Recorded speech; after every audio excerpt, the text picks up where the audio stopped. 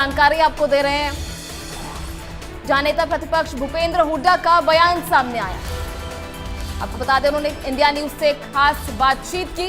इस दौरान भूपेंद्र हुड्डा ने कहा कि पंचकुला में छात्रों के धरना प्रदर्शन को लेकर ये बड़ी बात भूपेंद्र हुड्डा ने कही, जहां उन्होंने कहा कि युवाओं के भविष्य को अंधकार में डाला जा रहा है। हरियाणा में सरकारी पद पर खाली पड़े हैं और जितने भी युवा हैं उनका भविष्य जो है वो अंधेरे में जा रहा है। उन्होंने बजट को लेकर भी बात की। उन्होंने कहा कर्ज कम करने के लिए सरकार काम करे। हरियाणा के बजट को लेकर भूपेंद्र सिंह हुड्डा ने यह बड़ा बयान दिया। उन्होंने कहा सरकार जो है वो कर्ज को कम करने के लिए काम करे। आपको बता दें, अगले महीने फरवरी में प्रदेश का बजट पेश होगा। इस दौरान उन्होंने बजट को लेकर बयान दिया।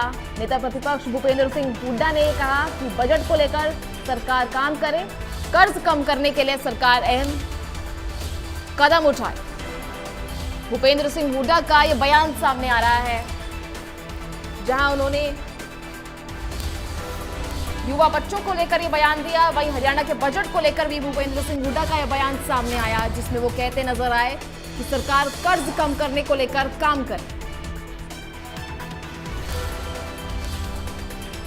वहीं सरकारी पदों को लेकर भी उन्होंने बात की। उन्होंने कहा कि सरकारी पद खाली पड़े हुए हैं, बच्चों के भविष्य को अंधकार में डाला जा रहा है, युवाओं को अंधकार में डाला जा रहा है। इसी बीच अगले महीने पेश होने वाले बजट से पहले उन्होंने बजट को लेकर भी ये बयानबाजी की है। उन्होंने कहा कि हरियाणा के बजट को लेकर सरकार ध्यान दे और कर्ज कम करने पर काम करे।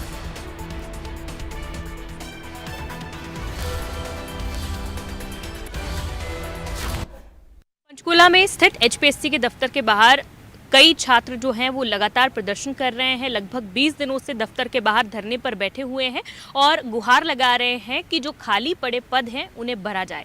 नेता विपक्ष भूपेंद्र सिंह हुड्डा इस वक्त हमारे साथ हैं और लगातार विपक्ष जो है इस मुद्दे को पिछले कई दिनों से उठा रहा है। सर, इस मुद्दे को आप कैसे देखते हैं? इस पर आपके क्या राय है, क्या तथ्य है, और इसी के साथ क्या आप उन स्टूडेंट से मिलने भी जाएंगे? और आने वाले समय में, क्योंकि विधानसभा में भी ये मुद्दा उठा था, तो किस तरह इस मुद्दे को और उन छात्रों की मदद करने के लिए कांग्रेस कैसे आगे आएगी? नहीं, ये तो युवाओं की बात है। हरियाणा के युवाओं के भविष्य जो है अंधकार में डाल दिया है।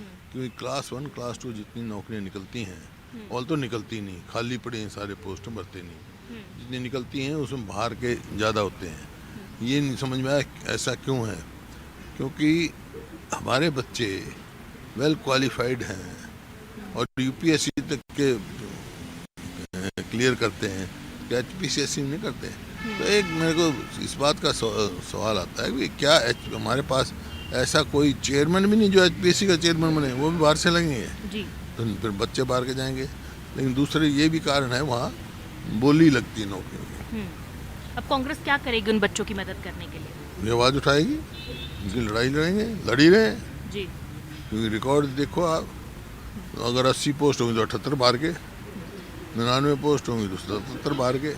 सर, हरियाणा का बजट भी आने वाला है। बजट को लेकर आपकी क्या उम्मीदें हैं, एक्सपेक्टेशन है? क्योंकि मुख्यमंत्री हर वर्गों से बातचीत कर रहे हैं, प्री बजट बैठक कर रहे हैं और उन्होंने कहा है कि विपक्ष से भी सुझाव ले रहे हैं, आम जनता से भी सुझाव ले रहे हैं। और क्योंकि विपक्ष हमेशा ये कहता है कि बजट में कर्ज जो है वो कर्ज हमेशा बढ़ाया जाता है, कर्ज कम होना चाहिए हरियाणा पे।